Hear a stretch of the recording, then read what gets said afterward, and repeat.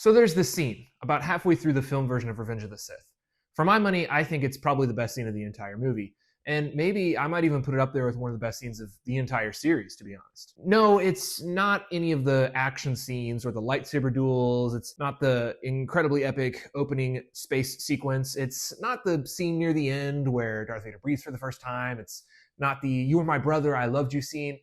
It's actually the scene about halfway through when Mace Windu has told Anakin that he has to wait in the Jedi Council chambers while he goes to apprehend the Sith Lord that they've been looking for, Palpatine. The movie, at this point, has been relentlessly paced. The story progression, every scene has been progressing at pretty much a lightning speed to this point. And yet, in this moment right here, the movie slows down to a halt, and we have this like minute-long scene where Anakin is sitting in the Jedi Council chambers. He's crying, and he's looking out the window towards the Naboo embassy where Padme is living. The camera also then cuts to the Naboo embassy where Padme at the same time is also looking out across her window at the Jedi Temple, and she's thinking about Anakin. And it's just this wonderful moment of visual storytelling that I think people don't give the movie enough credit for. And I think it's really in this scene where Anakin decides that he's going to turn. Maybe not necessarily to the dark side, but he's going to turn to do whatever he wants to do in order to save Padme.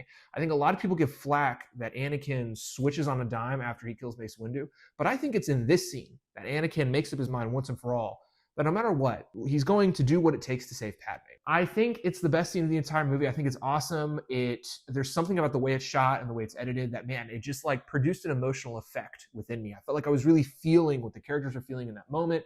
And I think it's one of the few moments where George Lucas is just really at a peak in his storytelling capability, his visual storytelling capabilities, the way he uses the power of filmmaking to explain an emotional beat in a movie. I think it's great. From then on, the movie goes back to its fast-paced nature, but about halfway through, there's that fulcrum point where everything changes, the movie slows down, we have this really beautiful scene. I think it's incredible. Revenge of the Sith, the novel version, is basically like if the entire story were as emotionally resonant and powerful as that one scene. This is the channel intro sound. I couldn't find a music to intro the channel, so this is the intro sound. Welcome to the channel. This is it. Hello guys, and welcome to the first video of 115 Reading, this new book-related channel. And today I'm going to talk about the Revenge of the Sith novelization as it compares to the Revenge of the Sith movie. So as we begin, the Revenge of the Sith novelization is written by the author Matthew Stover. Now Matthew Stover got to write this based on the script and screenplay that George Lucas wrote for Revenge of the Sith, so he was kind of writing it as they were finishing up the movie. And from what I understand, he was, kind of changing it and working with George Lucas directly to make the best version of the book possible leading up to the release of the movie. I think it was released like a month before the movie came out. That would be wild if you read the book first before the movie. That would be a weird experience. I want to know what that would have been like. For one, the writing is way more lyrical and sometimes poetic than you would think from a movie tie-in novelization. Those kinds of books, not that all of them are bad, but usually I feel like they have a quick turnaround, and so that not a lot of effort can be put into them, and so they're just kind of like a basic prose version of a movie that you may have seen, right? Or just some random tie-in spin-off novel to a movie that's coming out, right? Like I read the D&D movie tie-in novelization, and it was a pleasant read, but I wouldn't put it on the likes of this. It seems to me like this movie novelization had way more time to cook in the oven than the others. Watching an interview with him, it seemed like what he wanted was to create a kind of companion piece with the movie. And something that I love about this book is that Matthew Stover recognized that there are certain strengths that the two different mediums have, right? There are things that films can do better than books, and there are things that books can do better than a movie. And so Stover wasn't trying to just make a book version of the movie. He was trying to look at the strengths of the literary medium and say, what about the story of Revenge of the Sith can I really hone in on and enhance with the tools and the strengths of this medium to make the literary version be the best version of the movie's story that it can be. And let's leave some of the things that the movie can do best for the movie to do. And I think he wasn't really trying to make like a one-to-one adaptation. And so in that sense, Revenge of the Sith is great because what happens is that Stover actually has a lot of freedom to make a lot of changes throughout the story. And what's interesting is that even though he makes a lot of changes to the story, they're not like big overt changes. There are just a ton of small changes that just slightly alter everything that just makes the whole story sing. But also in focusing on the strengths of what you can do in a book versus in a movie, in a book, you can look directly into a character's head and hear their thoughts. And so for me, The Revenge of the Sith novel is less focused on the plot beats of the story, and it is more focused on what is every character's emotional experience at each of the plot beats. The plot pace is actually very weird in the book. Sometimes big events of the movie's story are actually kind of like, in terms of when they're actually happening in the book, they happen really fast. But what the book spends a lot of time on, instead of focusing a lot of here's a thing that's happening, instead it's focusing a lot on, hey, that thing just happened. All right, now let's spend like 10 or 20 pages and let's just what are the different characters think about what just happened? What are they feeling about what just happened? How are they conflicted? What are their motivations? What are they thinking? And then how do those come in conflict with everybody else's emotions and thoughts and motivations? And so that's kind of the tactic that Matthew Stover uses here. And I think genuinely it's pretty brilliant, actually, and it changes the story in a lot of cool ways. So while comparing about the two versions, I want to talk about the characters. A bunch of the subtle changes that the book makes that I think makes the story better is the way it changes Anakin. And what's really funny is it doesn't even change Anakin fundamentally. He is still the same kind of entitled, whiny person that he is in the movie, but in the book, it's a lot more justified because Anakin is literally the greatest warrior of the entire Jedi Order. He has the most power, he has the most skill, and he kind of knows it. And the book goes out its way to tell you, like, he and everyone around him knows that he's the best. I mean, there's actually no question. And also, he knows that he's the chosen one, whatever that means. That's one element of both the book and the movie that I'm just kind of like, I don't know how I feel about the prophecy, but we'll just kind of ignore that for now. And these are one of the things that obviously Palpatine is going to use to manipulate him, which is a great tactic. And what I love about this is we're going to get into this in the themes as well, is that, Anakin being powerful feels like he deserves the rank of master. But when you really get into what the Jedi Order is and how they operate, they're not really looking at power levels to determine who gets promoted to master. They're looking at a lot of different things. And so while Anakin is the most powerful, he's not the most deserving of the rank of master. What I also love is that from the very beginning of the book, it's made very clear that the manipulation of Palpatine to Anakin isn't just starting in this story. It's been going on basically since Anakin was 10 years old. Now, that's kind of implied in the movies, right? But you never really see it in the movies. I think maybe Palpatine and Anakin have maybe one or two scenes together in The Phantom Menace. I really don't think they actually have that many. In Attack of the Clones, I haven't seen Attack of the Clones in a while. I don't think Anakin and Palpatine have a single scene together in Attack of the Clones. And then in the movie version of Revenge of the Sith, suddenly Anakin and Palpatine are supposedly really close. And suddenly there's all these manipulations from Palpatine on Anakin's part. I think this is what leads a lot of people to think that in the movie, Anakin's turn is rushed.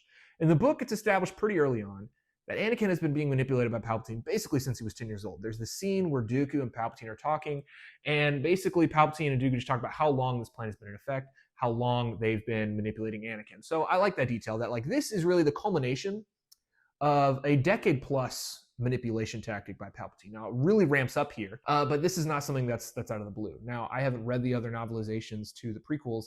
I want to know if those novelizations add in extra scenes between Anakin and Palpatine, because something I have a problem with in both the movie and the book is that Palpatine and Anakin are supposedly like super close, like a father-son relationship. It's kind of said, it's basically explained in the book. It's one of those things where the book is just like, oh yeah, they were really close.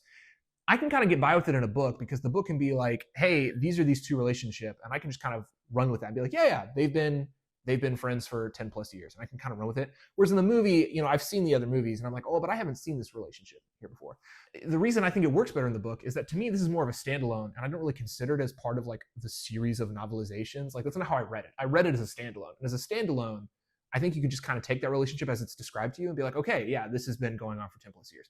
So I think that's an improvement. Maybe people might disagree with me. What you notice while watching the movie is that Anakin has like one focus, and basically it's to, he wants to save Padme, and Palpatine promises that he can save Padme. Now that's an element in the book as well, but also Palpatine is great because he has like this triple, quadruple whammy of like manipulations that hit Anakin all at once. So Padme being saved is the biggest motivation that Palpatine uses to manipulate Anakin, but it's not the only one, right? There's also, he manipulates Anakin by getting him to be like, hey, you deserve to be a master and all these things and the greatest Jedi, and the Jedi Council don't recognize that. There's a little bit of that in the movie, but not much, to be honest. It's mostly focused on Padme.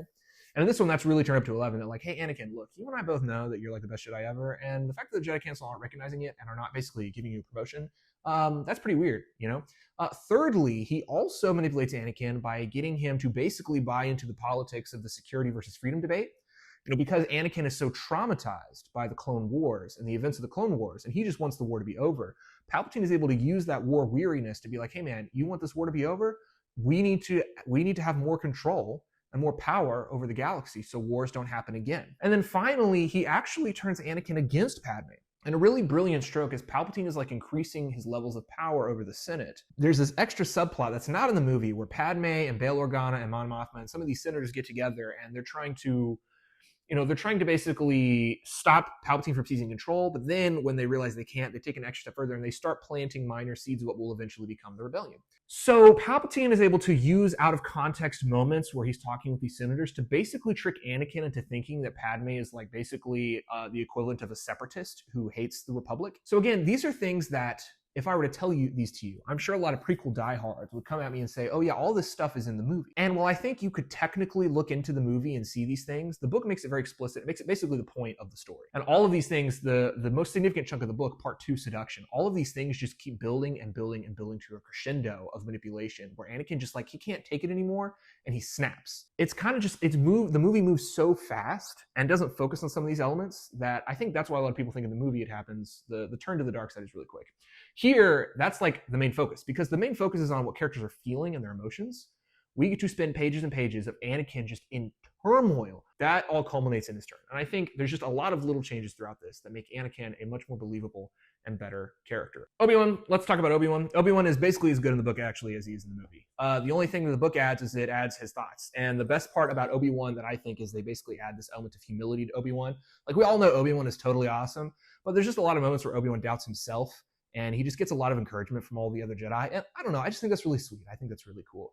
Also, I really love that in the book, it hones in on the fact that Obi-Wan is actually feeling the same kind of turmoil that Anakin is feeling because he loves Anakin. It explains at the beginning part of the book in a really beautiful passage that basically explains that these two are closer than brothers. They're closer than a father-son relationship. Their relationship is so different and has all these extenuating circumstances that basically lead to be the closest pair you could possibly be.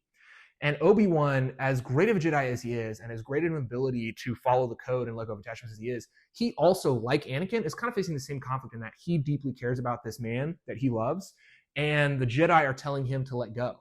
And there's this really heartbreaking moment. We're going to talk about the final duel, because I think a lot of criticism I've seen online about the final duel is not warranted, but there's this great moment. It's so heartbreaking at the very end. The climax to me of the book, at least for Obi-Wan's character, is not him fighting Anakin. The climax is this moment where Obi-Wan looks at his entire relationship with Anakin up to this point, what they've been, what they are now, what Anakin's been, what he is now. He recognizes in that moment that he loves Anakin. And it just says he let it go. He followed the Jedi code and he let that attachment go. And it's like the fulfillment of his arc, but also it's really heartbreaking because something we'll get into when we talk about themes is that I don't know if I agree with this Jedi teaching, to be honest. The Jedi teach getting rid of attachment, and Obi-Wan, his arc is letting go of that attachment, but it's actually like this weird bittersweet moment. And it's really heartbreaking. And it goes to show that that Obi-Wan is a great Jedi, but it costs him this relationship he has with his brother. He's never really gets any POV, but let's talk about Palpatine, because obviously Palpatine is like the major player of this, in the shadows of this book. He's even called the Shadow at one point. Now, while Palpatine basically never gets POVs moments in this book, I think maybe he gets like one section before Mace and the Jedi come to attack him. He's obviously like basically the through line through the whole thing from the beginning. And the thing I want to talk about Palpatine is that the way he is improved in the book, and this is probably going to get me a lot of flack from Star Wars people online. One of the things as I was rewatching Revenge of the Sith in the theater is that I felt like, as the Emperor, Ian McDiarmid's performance is basically perfect. And I have no notes. It's cheesy in all the right ways. It's evil in all the right ways. It's amazing. He's a dark, mustache-twirling evil sorcerer. That's all he needs to be. In the first half of the movie, however, when he's manipulating Anakin, in my opinion, he acts the same as he does as the Emperor. He's like so obviously evil. I don't buy that Anakin would view him as like a grandfatherly figure. The way he delivers, like his Darth Plagueis monologue or the other things, he still speaks like he's an evil guy. And I just feel like any normal person would listen to the way Palpatine is speaking and be like, that guy's kind of shady. In the book, the way the dialogue is basically rewritten, I actually totally envisioned a basically completely different version of this character in my head. In fact, the same for pretty much all the characters in this book, besides maybe Obi-Wan. I thought going into the book that I was going to basically just have all the actors' faces and their characters in my heads and read the lines the way they would say them. And actually, and we're going to talk about this is one of the major strengths of the book for me, is that because the book is written so well, I was envisioning totally different versions of these characters in my head. And Palpatine was one of the biggest improvements, because to me, the first half of the book, you already know he's evil the whole time. But while he's talking to Anakin, the grandfather vibes, the friendly grandfather vibes, they're up there. They're up there to a T. He comes off as so lovable and so kindly and elderly. I couldn't help but be like, yeah, I totally get why Anakin is super conflicted. Because Palpatine in this version, to his eyes, is like this really kindly, elderly gentleman who has loved him and looked out for him. And look at how he talks. He's so sweet. And he just wants the war to end. And he's just looking out for everybody. He's just looking out for Anakin.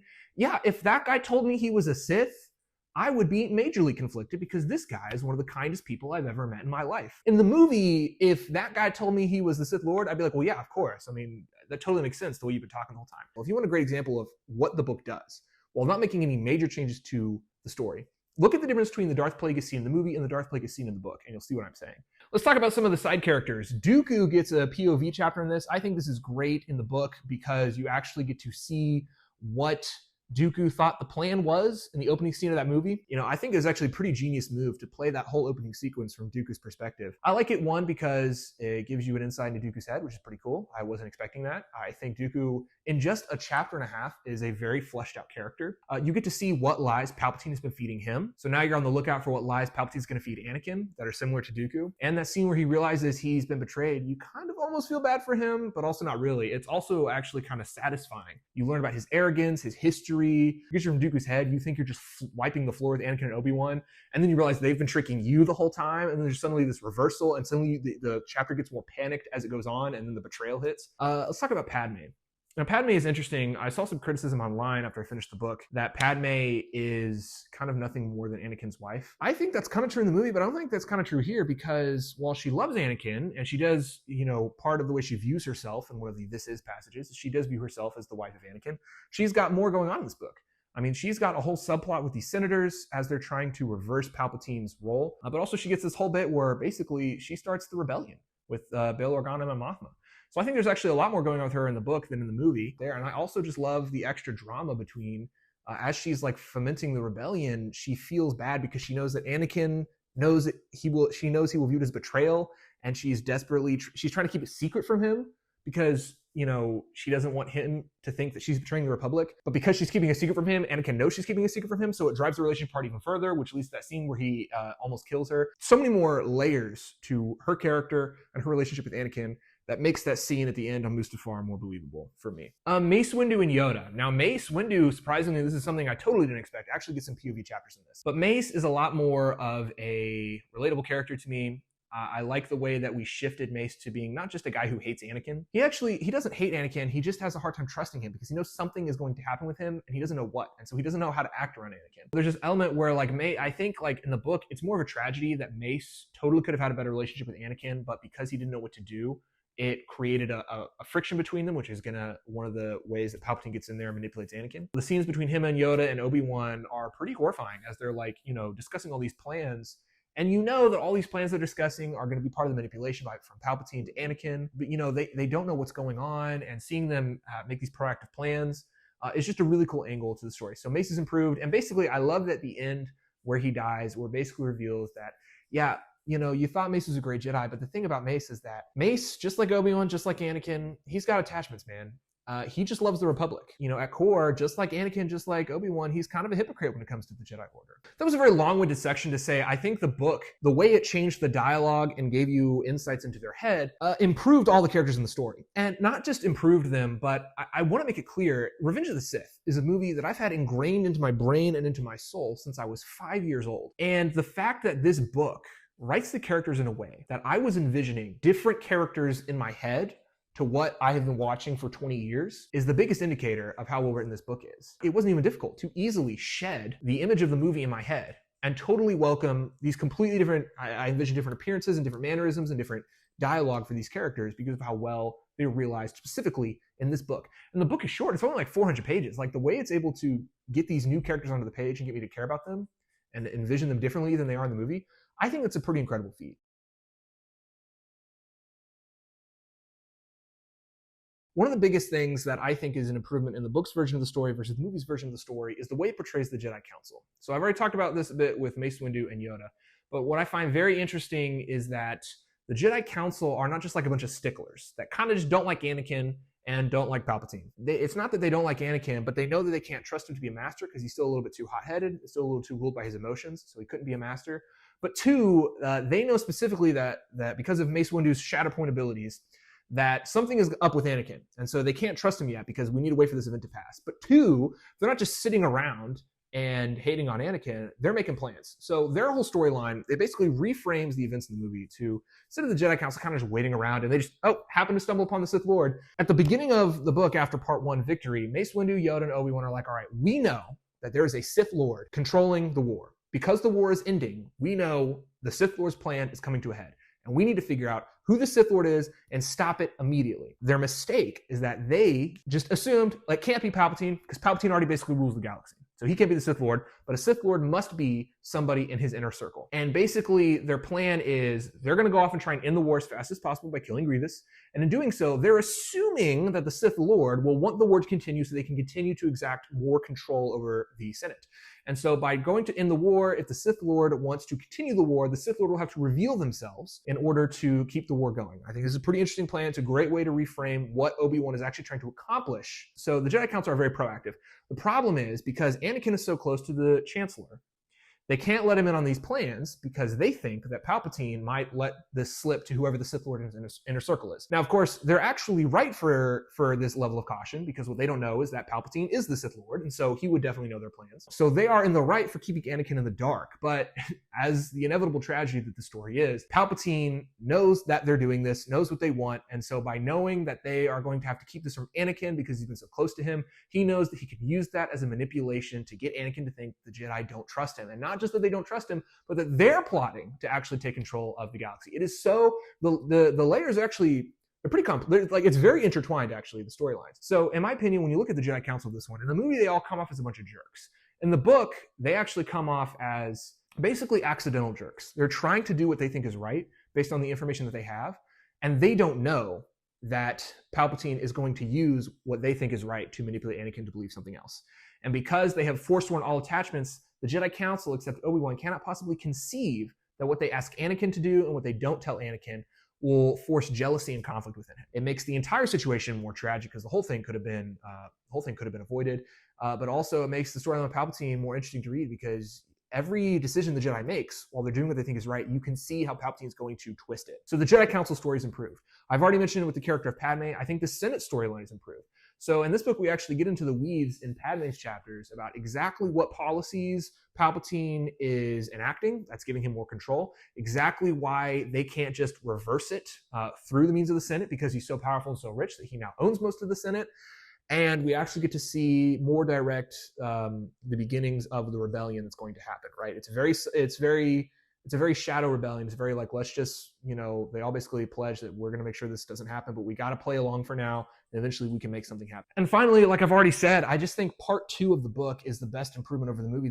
I called it the seduction storyline. There's actually added scenes and reworked dialogue between Anakin and Palpatine that just make Anakin's turn all that more inevitable as you read the book. And honestly, all the more tragic. There's actually a moment where because you're so in Anakin's head, you start, even though you know everything that's going on, there's almost an element of like, you start to feel like you're being manipulated by Palpatine because he's so believable. And also because it's longer than the section in the movie, you just get to sit in that conflict and that misinformation for so long that, much like Anakin, you're just like, you just got to make a decision. And, part of Anakin's problem is because he can't be patient. That's one of the reasons the turn is so abrupt, is because he just can't stand all the misinformation and all the distrust anymore. He has to get something done.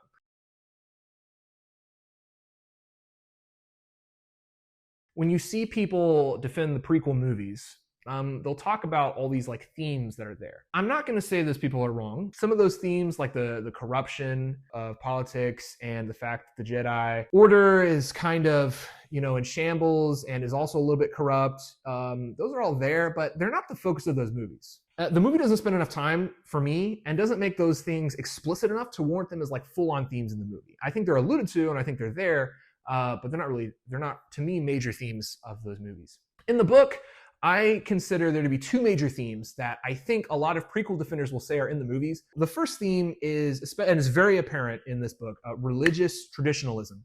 So one of the ways that Palpatine is able to convince Anakin to turn to the dark side is that he uses the fact that the Jedi are so traditionalist and they're so set in their ways and in their codes and in their dogma. He's able to get Anakin to distrust those teachings. And once he distrusts those teachings, Anakin now distrusts the council. And once he just doesn't trust the council and the teachings, now seeds are planted in the Jedi at large. And I think this is a pretty interesting theme that's explored here, right? And I think actually in the book, something that's really interesting is I think Palpatine is right. Because this is the reason that Yoda loses his battle against Palpatine at the end of the book. The book explicitly says that the reason the Sith were able to get their revenge and the reason Yoda, the greatest Jedi Master of all time, is not able to beat Palpatine is for this very reason. Yoda has spent hundreds of years so set in the old Jedi ways and so set on never changing anything about how the Order works or operates. Whereas the Sith don't have those inhibitions. Palpatine and Plagueis and all of the old Sith, they were able to adapt and grow. And so while Yoda is training Jedi to be able to fight what he believes will be the kind of Sith they fought in the Old Republic, Palpatine is like, no, if we want to beat the Jedi, we actually have to change the way the Sith work. And so that is why Palpatine is able to beat Yoda, because Palpatine is not playing by Yoda's rules. They are doomed to failure because they could not change from their traditions. I think that is explored wonderfully in the book, and I think it's a great explanation for why the Revenge of the Sith was actually possible, even though there are way more Jedi than there were Sith. So, and it's not that, the light side of the Force is bad. It's that the Jedi Council, which is, in my mind, like an institutionalized religion latched onto the light side of the Force because they are humans and because they have attached all this extra teachings and code onto it, they try to impart human teachings onto a spiritual force. Those things aren't going to mesh. And so Palpatine rightly points out to Anakin the fact that he's not allowed to have love and attachments is not actually part of what it means to follow the light side. And he's able to use that to get Anakin to follow the dark side. Secondly, and this is something that I found really fascinating when I rewatched the movie and when I read the book. Man, this is a really bad idea to get into on my first YouTube video about a book. So something that I found very fascinating when I rewatched the movie a couple weeks ago. The moment at the beginning, after the opening space sequence, when Obi-Wan and Anakin come back to Coruscant and Anakin's going off to the politicians. And Anakin's like, hey, Master, are you coming? And Obi-Wan is like, no, sorry, I don't like politics. I don't want to get involved. In the book, multiple characters of the Jedi Council say things like this. Anakin explicitly is like, I don't care about politics. I don't want to worry about that. Just tell me who to go fight. I don't care about politics. Why can't we just, make the galaxy safe and end the war? And then all the counselors and the Jedi are like, yeah, we don't want to get involved in the Senate. That's their business. We're doing our own thing. One of the major reasons that Palpatine was able to outmaneuver the Jedi, and one of the reasons that Palpatine was able to turn the entire galaxy against the Jedi, is because the Jedi ignored politics, the politics going on in the wider galaxy. Because they didn't care about it, because they were apathetic towards it, they didn't see the danger that Palpatine was representing until it was too late.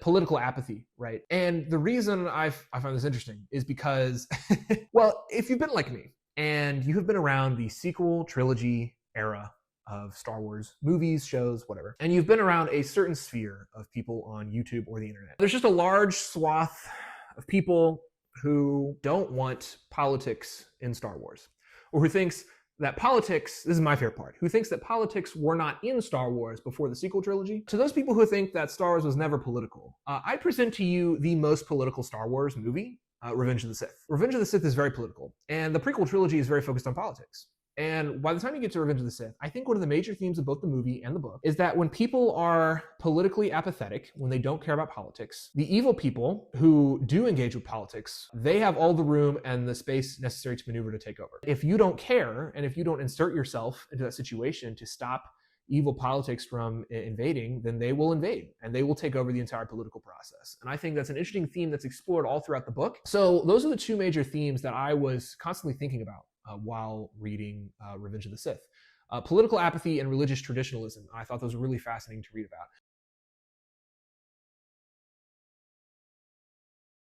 I want to talk about real quickly some of the things that the movie does better. this gets back to some of the criticisms I've seen online after I finished the book. Basically, a lot of people think the book is great, but the ending is rushed. And while it's actually pretty objectively true, part 3 is like 60 something pages, I think, and the other parts are like 150 to 200 pages each. But honestly, what I think people mean by this is that when they say things, well, it was rushed through, is that in the movie, that 60-page period, because it's all like plot stuff, that's like a whole hour of the movie, right? That's the whole second half of the movie. And there's just a lot of elongated sequences of battles and duels and Order 66, these like long sequences of the movie that are like paragraphs or pages in the book. So I think this goes back to the goal from Lucas and Stover to make these two companion pieces to each other. The goal to amplify the strengths of one medium to the other. Because the thing that the movie does better than the book is the movie gets to have these really grand epic visuals and this really like absolutely banger musical score by John Williams.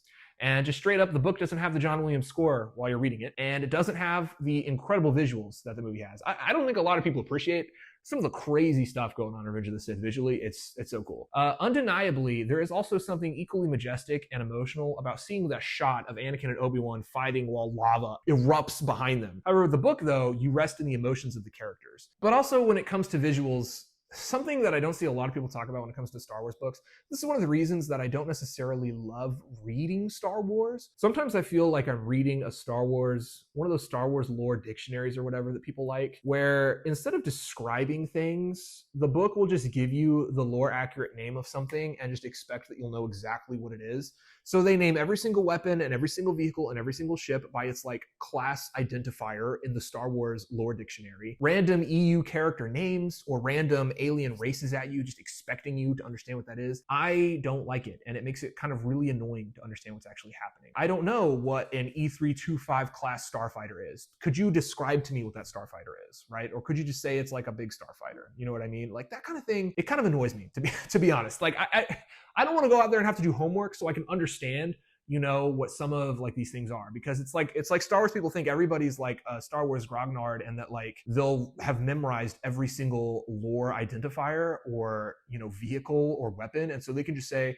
oh yeah, this thing is this alien race, and you're like, I have no idea what that alien race is, okay, by its name actually. Whereas in the movie, you don't have that because you just have what you're seeing on screen. And so in the book, while there will be pages dedicated to telling you what starfighter somebody's using, what weapon somebody's using, in the movie, they're just wielding a weapon, and that's like fine. And in the book, for some reason, it's like, I don't know. It's like one of those things that like, it just annoys me every time I read Star Wars. Like, I don't care what the classification of the vehicle is. Like, could you describe the vehicle to me or just call it a vehicle?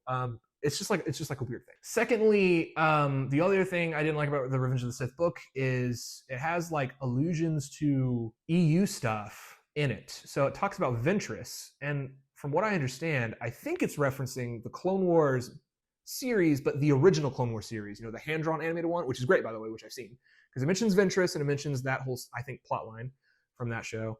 It mentions Mace Windu and Shatterpoints, which is, I think, another Matthew Stover novel. I feel like when I'm reading a Star Wars novel, I'm like entering an alternate Star Wars world, because I know people like to think that this is all like, that it all flows together. And to be honest, like novel Star Wars world is totally different to me from movie Star Wars world. The way that they like reference events from other EU novels and tie it sometimes into this book is, to me, is jarring. It's like, it feels like we're bringing something in that doesn't really have much of an effect here. It's kind of, I don't know, it's kind of bizarre. Like it's kind of like the same kind of referential thing that a lot of people don't like in new Star Wars. And like sometimes I can just tell, like somebody will say something and I'm like, that seems like some kind of reference to some book that I haven't read from 20 years ago. All right, so this has been an incredibly long-winded review. Star Wars Revenge of the Sith, is it better than Star Wars Revenge of the Sith? And yes, I can confidently say that Star Wars Revenge of the Sith, to me, is the definitive version that beats out Star Wars Revenge of the Sith. I'm a little nervous now that if I rewatch Revenge of the Sith, it's not quite going to line up to Revenge of the Sith in my head,